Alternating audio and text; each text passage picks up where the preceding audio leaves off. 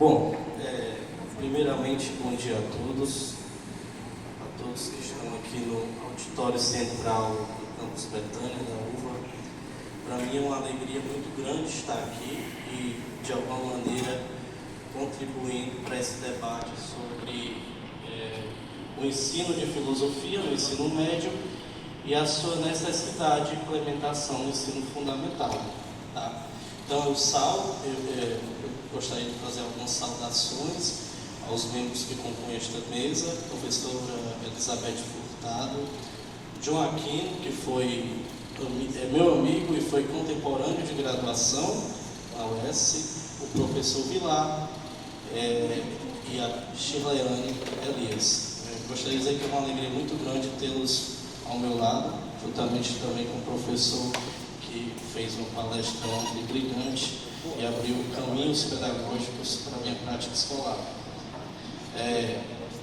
Antes de entrar na problemática em si, eu acho importante também alguns agradecimentos. Reconhecimento nunca é demais.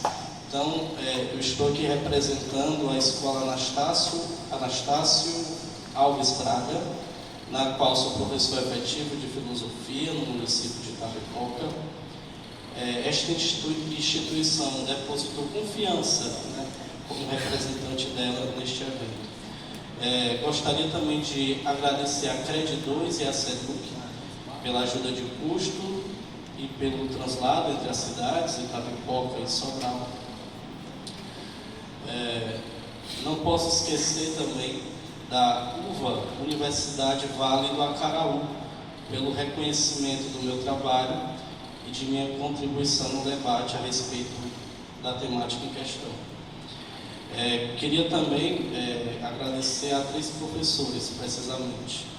A primeira não está aqui, mas aposto que ela vai ficar sabendo dessa mensagem, que é a professora Débora Falfano, que foi minha supervisora do PIBID entre os anos de 2015 e 2016.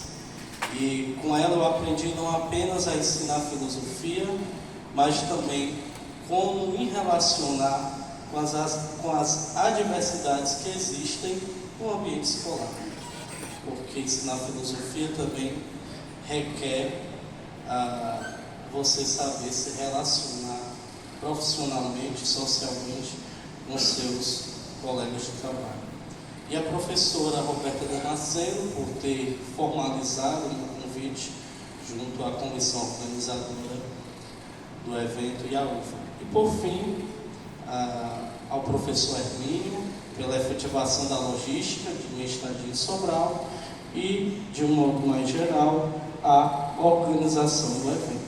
Né? Bom, então agora eu vou entrar na problematização deste tema. Né? Então, eu começo apresentando a metodologia que eu usei para escrever. Eu estou a falar hoje, por isso que a sua fala ontem me chamou muita atenção, porque o processo de escrita está muito presente na minha vida. A metodologia para o processo de escrita desta apresentação foi inspirada por Jean-Luc Godard, que escrevia os roteiros de cenas de seus filmes um dia antes delas serem gravadas. A construção do roteiro se fazia de maneira dialogada com os atores. No meu caso, coletei minhas experiências neste evento, entre os dias 28 e 29 de agosto do ano vigente, e construí esta apresentação que estou a fazer agora. Espero que eu contribua de alguma forma para o fomento do debate sobre o ensino de filosofia no Brasil. Sem delongas, adentremos ao problema. É sempre importante, nós enquanto filósofos e professores de filosofia, conversar e ensinar filosofia apontando sempre qual é o problema que a gente está tratando. E o problema que eu trago aqui, e que me chama muita atenção, é por que a filosofia precisa recorrentemente justificar sua existência para os diversos setores da sociedade. Tem um problema nisso, porque esses setores vão de grupos mais intelectualizados, coloquemos aspas na palavra intelectualizados, como professores de outras áreas, gestores escolares, políticos, até grupos que professam com mais frequência o senso comum, como os trabalhadores de modo geral, nossos estudantes em formação, a comunidade escolar, os pais dos alunos. A gente está o tempo todo dizendo para essas pessoas, tentando dizê-las, por que e para que filosofia?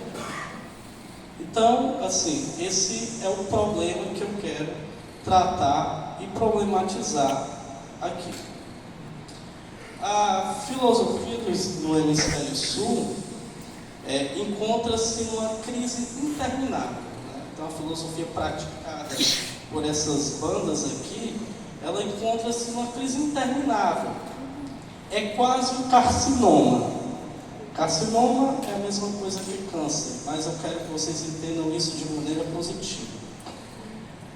Então, novamente, a filosofia no Hemisfério Sul encontra-se numa crise interminável. É quase uma espécie de carcinoma, o qual a fase neoliberal do capitalismo tenta inutilmente extirpá-lo.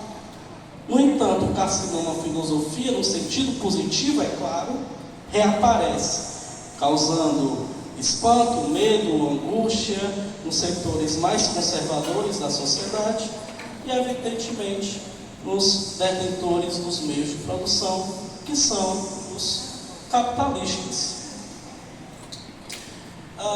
A filosofia, ela, desde seus primórdios, surge por uma certa inadequação, negação do sujeito à realidade existente, por uma busca de uma transformação do mundo concreto, bem como uma alteração da compreensão do cotidiano, influenciada por um espanto diante da vida. Então eu discordo um pouco, apesar de ser marxista, de que os filósofos só pensavam e não buscavam alterar a realidade.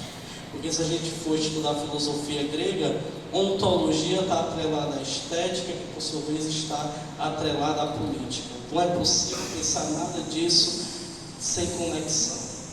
Então a filosofia, desde sua origem, desde seus primórdios, ela presume que é possível sim uma nova alternativa de vida, um novo modo de vida.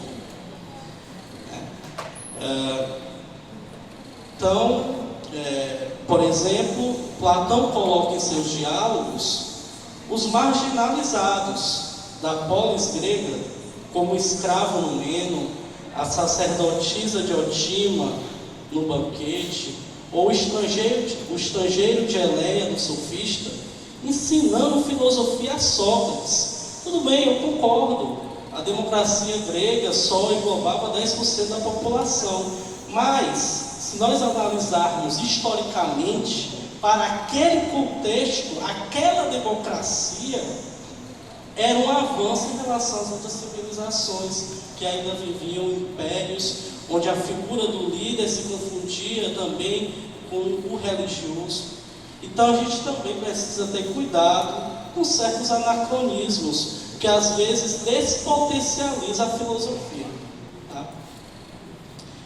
Então digo, percebam, um escravo, uma mulher e um estrangeiro, indivíduos que sequer eram considerados cidadãos, ocupam um papel de destaque na filosofia platônica, justamente indivíduos que são a negação da política daquele contexto. Isso é uma chave de interpretação para mostrar o caráter contestador da filosofia e os problemas que ela sempre teve, que ela sempre trouxe aos mais poderosos e a sua dificuldade de se encaixar no status quo. No fim das contas, o que queremos dizer é que nós, estudantes e professores de filosofia, deveríamos saber evidenciar o caráter potente dos filósofos e ter cuidado com as possíveis deturpações que a filosofia passou em determinados contextos históricos. Por exemplo, o que o cristianismo fez com o platonismo? o que o colonialismo fez com o iluminismo.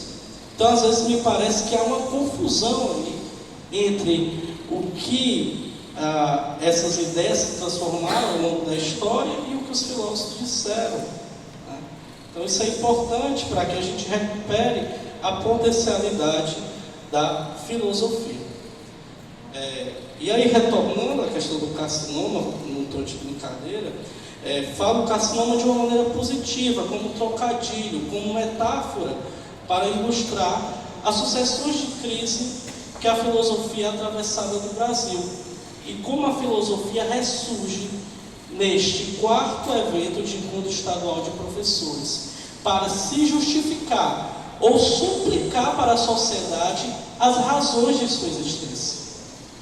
Seria de nossa parte um assinte, uma injúria, um vilipêndio dizer que a filosofia é uma degeneração, uma vez que a enunciamos e a compartilhamos com os nossos estudantes. Todavia, um fenômeno é importante notar: quando buscamos eliminá-la, a filosofia, ela ressurge como contestação da realidade vigente, que nem é mais razoável nem vivível. Em outros termos, é como se a filosofia estivesse buscando, vou fechar, é como se a filosofia estivesse buscando, quando debate o ensino de filosofia, né, evidentemente com outra carapaça histórica, afinal Benjamin já nos ensinou que a história possui um movimento espiral e que ela não se repete de maneira idêntica. Parece que nós estamos buscando, e isso é válido e é pertinente, né, a recuperação da origem peripatética e socrática da filosofia, no sentido de retornar às praças, aos mercados públicos, de caminhar pela cidade, de conversar com as pessoas comuns. E talvez esse seja um caminho adequado para a filosofia justificar sua existência. Filosofia, se te quero, é o tema deste evento, que indica uma síntese dialética de como a queremos, negando como ela está disposta nos espaços escolares de nível médio e de como ela está encastelada no nível superior. Muito obrigado.